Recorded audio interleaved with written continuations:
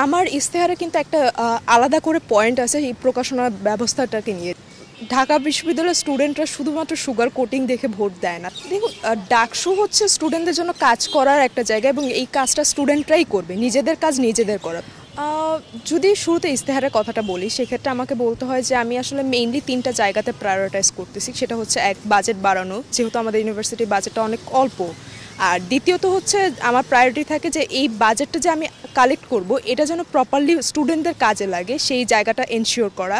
এবং আমার third priority থাকবে যে আমি হচ্ছে স্টুডেন্টদেরকে এই রিসার্চকে ইউজ করে কীভাবে তারা জব সেক্টরে ঢুকতে পারে বা এটাকে তারা একটা অপরচুনিটি হিসেবে ইউজ করতে পারে, ওই জায়গাটাতে কাজ করা।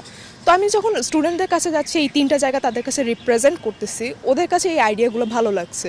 আর ওভারঅল স্টুডেন্টদের রেসপন্স আমি এখনও পর্যন্ত অনেক ভালো পাচ্ছি, যেটা আমার অনেক ভালো লাগছে আসলে কাজ করার ক্ষেত্রে। সত্যি বলতে এই জায়গাতে আসলে আমার কমেন্ট করার কিছু নেই, কারণ এটা তাদের সাংগঠনিক ডিসিশন ছিল, তারা যেভাবেই হোক করেছে। আর আমি এই ক্ষেত্রে তাদেরকে ধন্যবাদ জানাতে পারি যে তারা হয়তো এই অ্যাপ্রোচটা নিয়েছে, বাট এটা নিয়ে আসলে আমার কমেন্ট করার মতো কিছু নেই। আমার মতে আছে, কারণ আমরা যদি নিজেরা এক হতে না পারি, আমরা আসলে স্টুডেন্টদের কাজে কোনো দিন আসতে পারবো না। তো ওই জায়গাতে মনে হয় যে আমরা যেই জায়গা থেকে নির্বাচিত হই না কেন, আমাদের মধ্যে ওই ঐক্যবদ্ধতা আনা উচিত বা থাকা উচিত। দেখুন, ডাকসু হচ্ছে স্টুডেন্টদের জন্য কাজ করার একটা জায়গা এবং এই কাজটা স্টুডেন্টরাই করবে, নিজেদের কাজ নিজেদের করা। তো এই জায়গাতে আসতে গেলে যে একটা রাজনৈতিক পরিচয় বাধ্যতামূলক, আমি এটা মনে করি না। আমি সাধারণ শিক্ষার্থী হিসাবে আমি সবার জন্য কাজ করতে চাই। তারা যদি আমাকে যোগ্য মনে করে আমাকে ভোট দিবে, না মনে করলে দিবে না।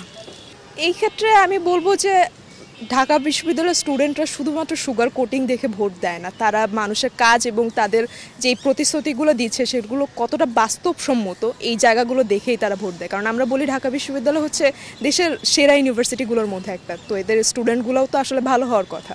সো আশা করছি তারা ঠিক ডিসিশন নেবে। আমার ইশতেহারে কিন্তু একটা আলাদা করে পয়েন্ট আছে এই প্রকাশনা ব্যবস্থাটাকে নিয়ে, যে আমাদের ইউনিভার্সিটির প্রকাশনা সংস্থা সেটা এখনও পর্যন্ত মাত্র 188টা বই বের করছে প্রতিষ্ঠার পর থেকে।